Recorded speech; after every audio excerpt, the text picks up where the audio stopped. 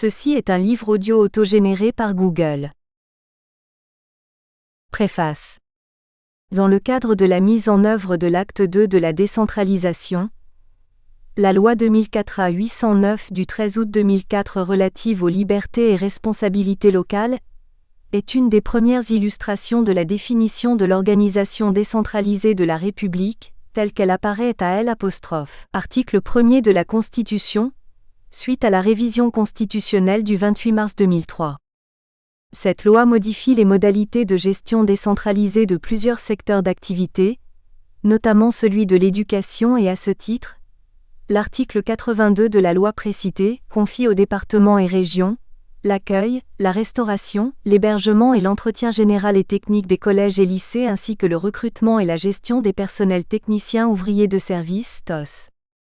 Ce nouveau dispositif devant rentrer en vigueur au 1er janvier 2006, les deux laboratoires des facultés de droit de Nancy et de Metz, respectivement Irénée, Nancy 2, et ID 2, Paul Verlaine, ont organisé en collaboration avec le Graal et les délégations régionales Alsace-Moselle et Lorraine du CNFPT une journée des études relatives aux difficultés et questions soulevées pour ce transfert, qui concerne environ 95 000 agents toutes catégories confondues. Cet afflux de personnel dans les collectivités locales concernées va sans nul doute bouleverser le mode de gestion et l'organisation de ces dernières. Par ailleurs, cette nouvelle étape de la décentralisation a de fortes conséquences sur la dimension humaine qui requiert un effort d'accompagnement d'information, d'accueil et d'intégration des personnels concernés. En outre, au-delà des impacts directs des transferts de compétences, de services et de personnel, la décentralisation nouvelle aura des conséquences sur les collectivités territoriales et leurs agents. Réorganisation des services, exercice des compétences partagées, gestion des ressources humaines, moyens financiers, mode de gestion des services publics. L'ensemble de ces questions, éminemment sensibles et politiques, est au cœur du débat actuel des relations entre État et collectivités territoriales. Bon nombre de voix se sont élevées sur l'intérêt d'un tel transfert alors que la loi précise que ces personnels restent dans la communauté éducative, certains y voyant plus un transfert de charges qu'un transfert de compétences. Mais l'objectif de la loi est d'améliorer la cohérence et l'efficacité du service public de l'éducation nationale dont l'État est le garant à travers tout le territoire. Aussi est-il apparu, compte tenu de l'évolution sociétale, d'adapter le partage des compétences du service public de l'éducation en poursuivant la décentralisation initiée dans les années 1980. Ainsi, il semble plus rationnel de confier l'entretien des bâtiments au personnel directement géré par la collectivité propriétaire, Autant plus que l'on souligne la réussite des départements et des régions en matière de patrimoine scolaire.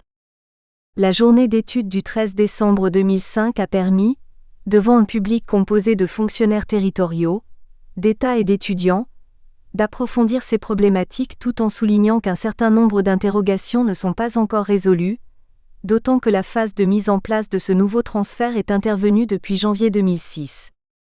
Une première évaluation pourrait être tirée efficacement, après un délai de 2 ans de mise en place. Toutefois, la publication des actes de cette journée doit d'ores et déjà permettre d'éclairer les enjeux de ce transfert des personnels TOS, et plus généralement de s'interroger sur la mise en œuvre de l'acte 2 de la décentralisation. Roselyne Allemand. Université Paul Verlaine, Metz. Présentation de la journée, Yves Gris. Professeur de droit public, Irénée, Nancy Université.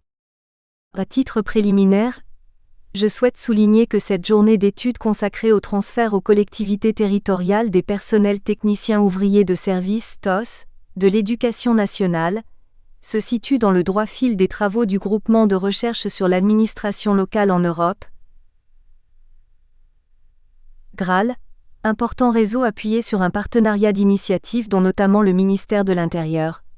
L'un des objectifs de ce partenariat a été la mise en place d'un observatoire de suivi et évaluation de la mise en œuvre de la décentralisation. Pour ce faire, a été organisé à Paris, un grand colloque intitulé « Réforme de la décentralisation, réforme de l'État ». Et lors de cette manifestation ont été arrêtés un certain nombre de thèmes pouvant faire l'objet de journées d'études et de recherche. Dans ce cadre, Les facultés de droit de Metz et de Nancy ont d'ailleurs déjà contribué à des travaux de collecte d'informations sur les 4 départements lorrains, notamment le RMI, et c'est toujours dans cette perspective observation de la mise en œuvre de la décentralisation que les 2 instituts de recherche, Irénée, Nancy 2 et ID 2, Paul Verlaine, Metz, se sont rapprochés pour traiter de ce thème relatif au personnel TOS, en collaboration avec les délégations Alsace-Moselle et Lorraine du Centre national de la fonction publique territoriale, CNFPT. Dans le cadre de l'acte 2 de la décentralisation, la loi relative aux libertés locales du 13 août 2004 a approfondi les modalités de gestion de certains domaines qui ont été décentralisés, par exemple les transferts, l'action sociale, ou le secteur qui nous occupe, l'éducation. À ce titre, la principale innovation réside dans le transfert aux régions et départements des compétences de recrutement et de gestion des personnels TOS des lycées et des collèges. Cette nouvelle réforme est une suite logique, pour ma part, des transferts déjà réalisés par les premières lois de décentralisation entre 1983 et 1986 car elle doit permettre aux collectivités locales concernées de mieux organiser et gérer le service public au plus près du citoyen.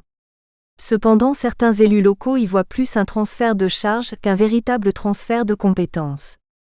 Il n'est pas inutile de rappeler que cette question était inscrite dans le rapport Mauroy, Refonder l'action publique locale, 17 octobre 2000, la documentation française, qui soulignait « La logique implique maintenant que les 95 000 personnels affectés aux tâches d'entretien et de maintenance soient mis à la disposition des collectivités territoriales. Elles gèrent et entretiennent les bâtiments alors que les personnels compétents ne sont pas placés sous leur autorité. Cette situation est incohérente. Toutefois, les modalités de transfert étaient envisagées de manière différente de celles d'aujourd'hui. C'est donc une logique de rationalité de gestion et de proximité qui est recherchée, afin que les collectivités territoriales puissent réagir rapidement aux besoins du service public de l'éducation nationale. Toutefois, ce transfert ne manque pas de soulever bon nombre de questions et de difficultés, d'autant qu'il concerne un nombre important d'agents. 93 500 agents TOS, près de 1000 gestionnaires relevant de la filière administrative et 16 500 agents sous contrat aidé dont beaucoup arrivent à échéance actuellement. Il convient d'ailleurs de rapprocher ces données du nombre actuel de fonctionnaires territoriaux qui est de l'ordre de 1,7 million, 2,7 millions de fonctionnaires d'État et 900 000 hospitaliers. Cette nouvelle étape de la décentralisation a des conséquences de tous ordres, d'ailleurs d'inégales importances, par exemple relative à la compensation financière des transferts, en principe garantie par la loi et même la Constitution depuis la dernière révision constitutionnelle de 2003, ou relative à la situation juridique des personnels transférés, sans oublier la dimension humaine de ces transferts et les procédures de mise en place des modes de gestion des agents concernés. C'est donc afin d'étudier l'ensemble de ces questions que cette journée d'études a été organisée autour des 4 ateliers suivants. Atelier I, Fonction publique et gestion des personnels TOS, où ont été débattues les questions statutaires. Atelier 2, Management public et nouvelle organisation, qui a traité des conséquences du transfert sur l'organisation des services. Atelier 3, Personnel TOS et contrat public, qui a analysé la nature des conventions de transfert entre l'État et les collectivités territoriales. Atelier 4, Personnel TOS et finances publiques, qui a abordé la question de la compensation financière des transferts de personnel. Un débat a été organisé après les interventions de chaque atelier, et la journée fut clôturée par un débat général en vue de dresser, si possible, une synthèse. Le cadre juridique, Pascal Combeau. Professeur de droit public à la faculté de droit. Université Paul Verlaine Metz, ID 2. Le transfert du personnel TOS, technicien ouvrier de service, de l'État vers les collectivités territoriales est inscrit dans la loi du 13 août 2004 sur les libertés locales qui boucle, après la révision constitutionnelle de 2003, l'acte 2 de la décentralisation. Un certain nombre de transferts de compétences de l'État sont prévus et sont accompagnés, comme il se doit désormais en matière de décentralisation, de transfert de services et de personnel. L'objectif du législateur est de transférer aux collectivités territoriales environ 130 000 agents de la fonction publique de l'État, dont 95 000 agents TOS employés dans les collèges et lycées et 35 000 agents de l'équipement. Le coût de ces transferts de personnel est estimé à plus de 1 000 millions d'euros pour les régions, TOS, et pour les départements, TOS et personnel DDE. On le voit, le transfert des agents TOS représente la plus importante part de ces transferts.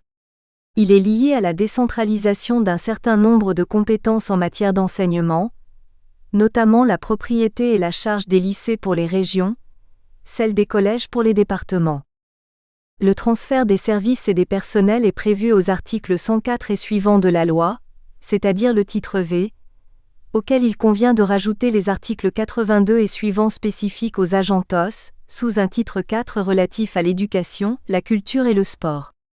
Ces dispositions constituent le cadre juridique de référence de cette journée d'études. À propos de ces dispositions, je me contenterai de quelques observations générales d'ordre juridique. Je laisse volontairement de côté les considérations politiques liées à ces transferts, qui ne manqueront pas d'être soulevées aujourd'hui. Je laisse également le soin aux intervenants de nous apporter des précisions sur bon nombre de points. L'imprécision et le flou de certaines dispositions se prêtent à pas mal d'interprétations. Quelques mots sur la forme et quelques observations sur le fond. Sur la forme d'abord, on ne peut qu'être frappé par l'extrême technicité et pour tout dire par l'écriture assez déplorable de ces dispositions, en particulier du titre V. Il est peu de dire que leur lecture est malaisée et qu'elle nécessite au moins une cure préalable de vitamine C. L'exhaustivité est en général un signe de sécurité juridique. Force est de constater que tel n'est pas le cas de ces dispositions. Le détail verbal est ici source d'incertitude et d'interrogation. Il est parfois superflu, comme l'a montré la censure du Conseil constitutionnel, des dispositions spécifiques que la loi instaurait pour les départements et régions d'outre-mer en matière de transfert des services et des personnels, CC 12 août 2004. Cette technicité qui confine à l'illisible est certes une tendance contemporaine des textes juridiques et des lois. Elle est particulièrement propre aux réformes de la décentralisation, et la loi du 13 août 2004 représente l'archétype de ce phénomène. Le spécialiste de la logistique y trouvera certainement un laboratoire intéressant. Le juriste ne peut que déplorer cette tendance si contraire aux impératifs d'accessibilité au droit et d'intelligibilité de la loi qui sont, d'après le Conseil constitutionnel, des objectifs à valeur constitutionnelle. Sur le fond ensuite, je ferai 3 observations. Première observation, le transfert de personnel de l'État n'est pas nouveau. Le législateur de 2004 utilise une technique déjà largement éprouvée de manière générale et de manière particulière. De manière générale, les statuts de la fonction publique reconnaissent la possibilité pour l'État de mettre à disposition d'une autre administration des fonctionnaires. C'est l'objet de l'article 41 de la loi du 11 janvier 1984, décret 16 septembre 1985. Ce régime de mise à disposition, reconnu dans tous les statuts de la fonction publique, permet ainsi à l'État de prêter des fonctionnaires à des administrations de l'État, des organismes privés ou publics, des associations ou des organisations internationales. Il a certaines particularités. Le fonctionnaire demeure en position d'activité, il est censé occuper son emploi et reçoit donc sa rémunération en conséquence. La mise à disposition est volontaire et temporaire. Quand elle est faite au profit d'organismes privés ou publics, elle doit faire l'objet d'une convention passée entre l'administration gestionnaire et l'organisme d'accueil. De manière particulière, le transfert de personnel de l'État a été organisé en matière de décentralisation pour accompagner les transferts de compétences. L'acte I de la décentralisation, loi 2 mars 1982, a ainsi créé un régime spécifique de transfert de personnel de l'État qui dérogeait à certaines règles du droit commun de la fonction publique.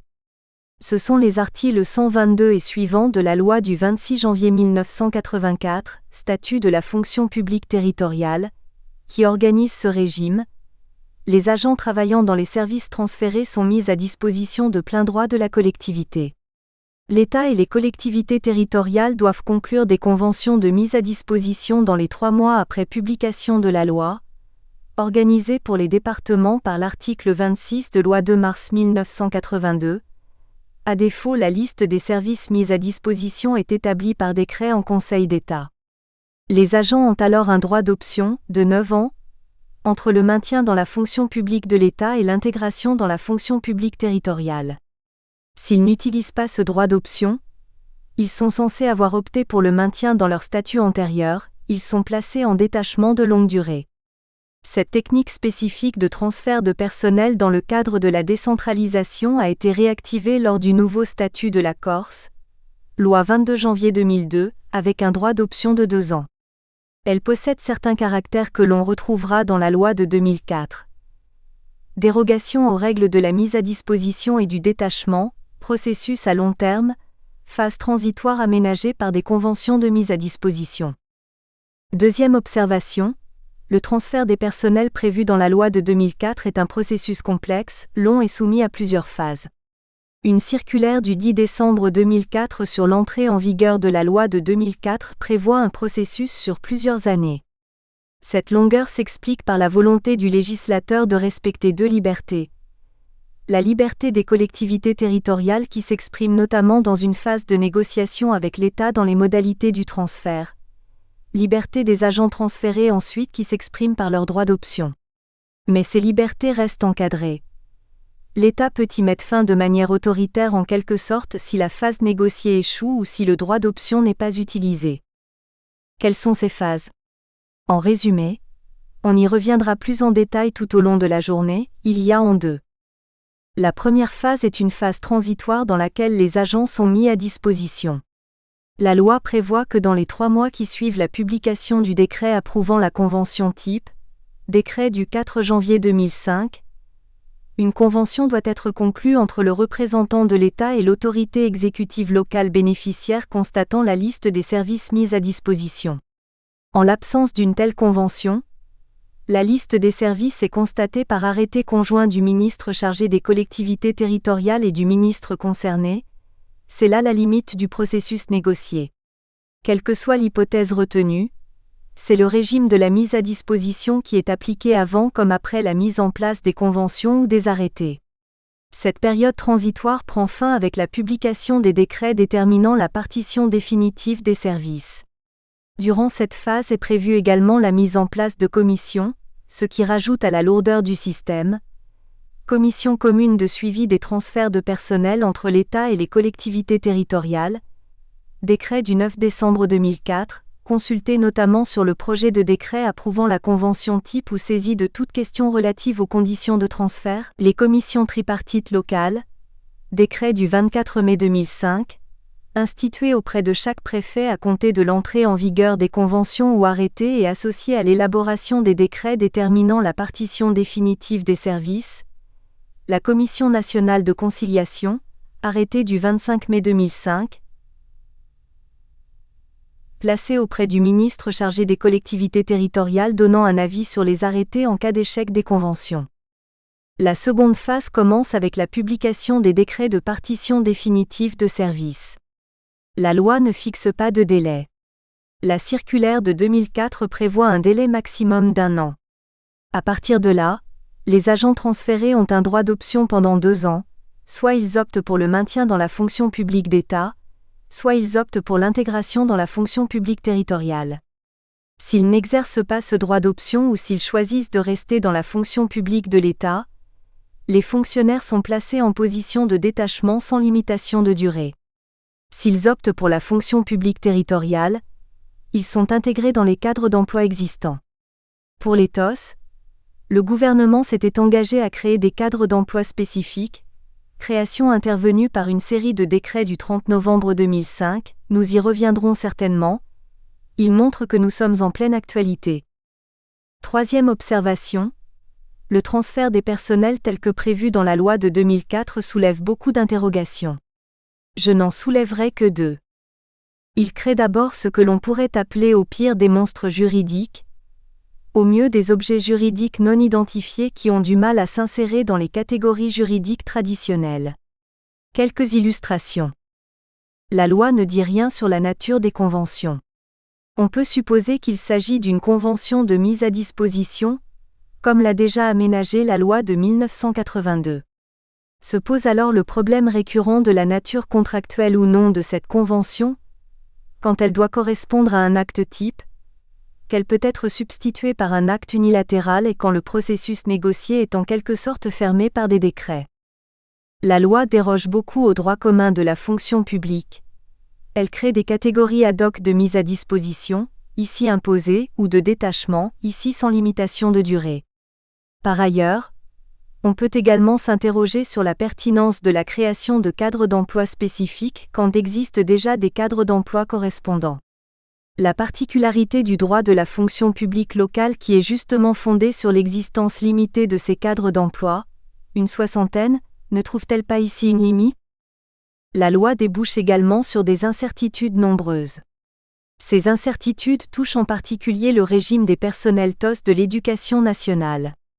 Elles génèrent un certain nombre de craintes.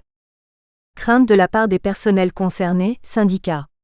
Les implications du détachement sans limitation de durée restent pour l'instant floues. Plus encore, en cas d'intégration dans la fonction publique territoriale, ils appréhendent de perdre leurs conditions de travail actuelles, aménagement hebdomadaire adapté, congés qui suivent les vacances scolaires, système favorable de mutation. Ils redoutent le passage d'une collectivité à une autre et le risque d'une externalisation des services d'entretien dans les locaux scolaires.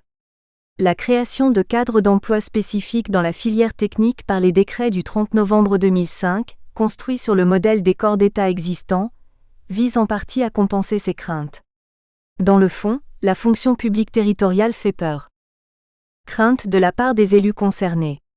La multiplication du nombre d'agents à gérer, par 2 pour les départements, par 4 ou 5 pour les régions, pose des problèmes de gestion de ces agents et d'adaptation des structures existantes. Dans le fond, ce sont les problèmes financiers qui sont au cœur des transferts et de la décentralisation dans son ensemble, malgré l'affirmation constitutionnelle du principe de la compensation financière. Ce qui explique en partie la fronde des régions au début de l'année face à la signature des conventions de transfert. Voilà résumé de manière très parcellaire quelques-unes des problématiques du transfert des personnels et des TOS dans la loi de 2004. Elles touchent comme on le voit le droit de la fonction publique, le management public, le droit des contrats ou les finances publiques. Le plan de travail de cette journée est donc vaste. La difficulté tient certainement à la période où nous nous situons. Nous sommes encore dans la phase transitoire et il n'est pas question ici de dresser un bilan mais de faire le point à mi- ou quart de parcours.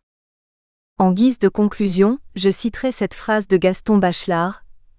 On ne pourra dessiner le simple qu'après une étude approfondie du complexe. Je souhaite donc bon courage à nos participants. Le transfert au COLLECTIVITES territorial, des personnels techniques et ouvriers de service TOS. Nous espérons que vous avez apprécié cet aperçu. Pour continuer à écouter ce livre audio sur Google Play Livres, utilisez le lien dans la description de la vidéo.